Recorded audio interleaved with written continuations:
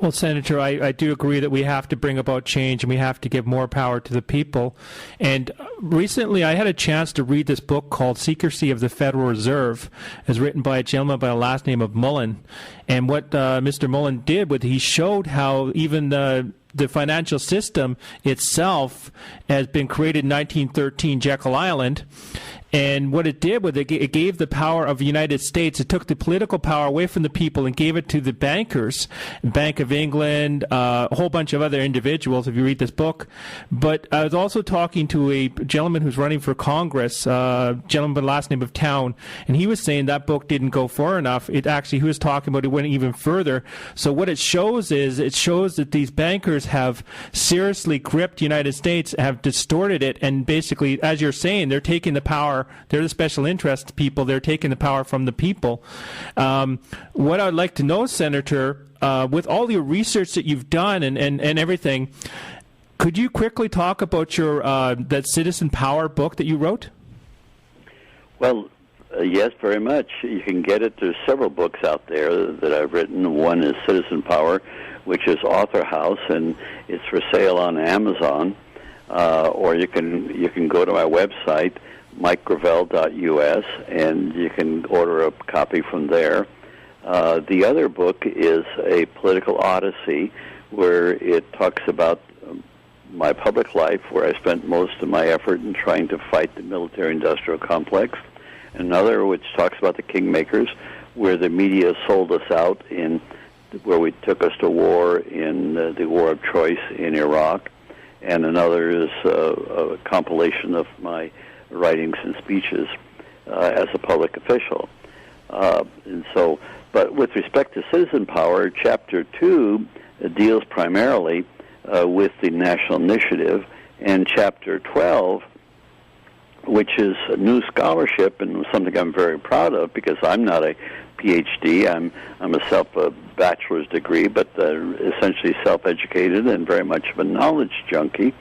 And what that chapter really points out is that the Constitution of the United States was really designed to protect the elites of our society and primarily to keep in place, and we sacrificed a great deal for it, to keep in place slavery. What the Americans should be proud of the Declaration of Independence, where we declare that all human beings are created equal. But that's not the vision that was expressed 11 years later. That vision was forgotten 11 years later when we enshrined slavery for perpetuity in the Constitution, and that's something we should not be proud of. So that's the scholarship that shows that in what happened in order to effect slavery in the Constitution, the framers had to deny the right of the people to make laws. You see, the founders all said that the people should be able to change their government as they saw fit to satisfy their needs in the future and for their own happiness. And all the founders have been quoted in that regard. And of course, that's basic thinking at the age of as we came out of the age of Enlightenment with Voltaire, Montesquieu, John Locke, and Hobbes, and all the others, that the individual was sovereign and that the collective constituency was sovereign to act. And so obviously that means that the people can turn around and legislate. But what they did in the Constitution, they did not provide any procedures for the people to legislate in an intelligent, effective, normal fashion. And so what developed was a process where government officialdom hung on to the power controlled by elites, and the people never got a shot at legislating. Yet, all of the rhetoric from the Revolutionary War forward was that the people should be able to change their government as they saw fit. But there's no procedures to do it. And so my national initiative process, which has taken me a number of years to write, and that's what's being used in South Korea, what I've offered to the people of South Korea, and what I'm trying to get enacted in the United States, is a constitutional amendment which outlines the assertion of the people's sovereign right to make laws and other facets of this that use the precedent of Article 7 of the American Constitution, which is the implementing article of our government, and then an accompanying federal statute which sets up the procedures. Because you see, when you make laws, it has to be a deliberative process. You introduce the law, you qualify it, you have hearings, you have markups, you have advisory votes, you have communications. It's a complicated process, but there's no shortcut, and it's a deliberative process. And so that those procedures are there, and then you have to create an agency which administers these procedures on behalf of the people. Because when you got a country like the United States of 130 million people, or Korea 49 million people, or I think Canada 30 million people. 35.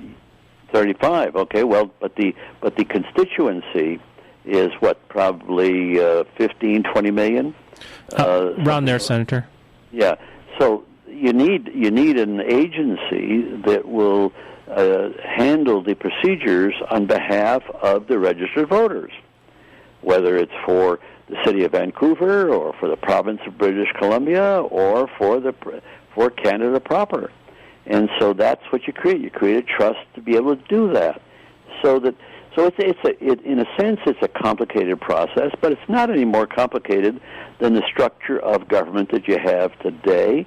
But you have both of these in existence.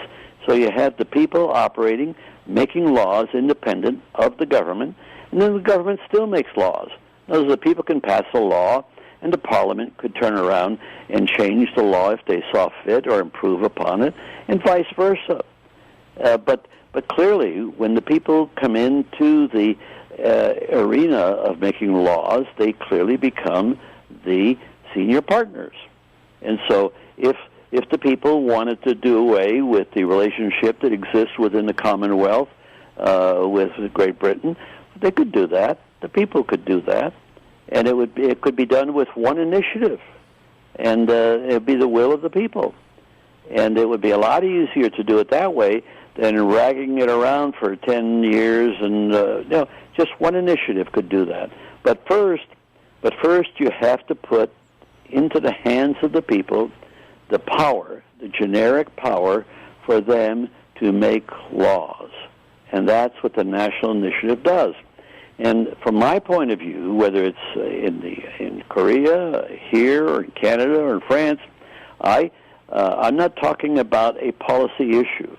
I'm just talking about putting into the hands of sovereign people the power for them to exercise their sovereignty to be able to make laws. Going back to the statement that if you do not make the law, you suffer the consequences of those who make the laws, and all you can do is obey it. And that's what happens to you on Election Day. You give your power away to a politician, and all you can do is then obey the laws that he enacts or she enacts. And that is not the nature of freedom that I think we all want.